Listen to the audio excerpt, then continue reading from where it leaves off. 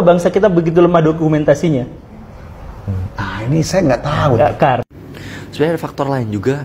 Sebenarnya menurut gua faktor utama kenapa bangsa kita tuh minim dokumentasi itu karena menganggap bahwa belajar itu nggak penting. Dari zaman dulu banget kita menganggap bahwa belajar itu nggak penting. Belajar itu hal-hal yang spesial yang hanya yang diperuntukkan untuk orang-orang yang kaum golongan atas gitu.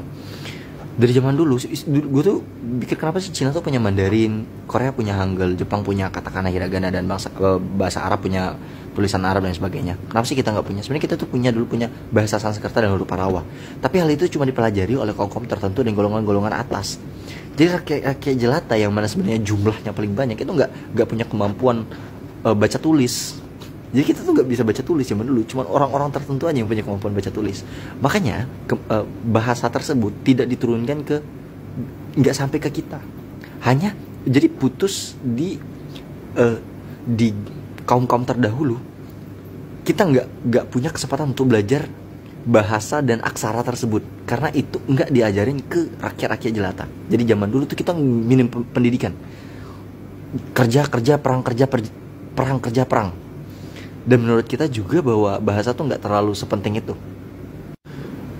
Padahal inti dari sejarah itu adalah dokumentasi, dan dokumentasi itu harus ditulis dengan bahasa.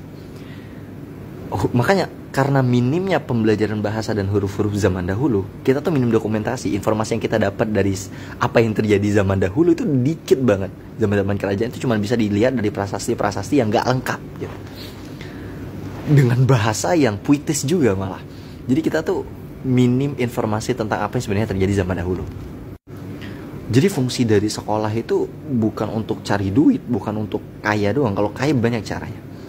Yaitu adalah untuk mendokumentasikan apa yang terjadi saat ini agar menjadi pembelajaran untuk kaum manusia di masa depan.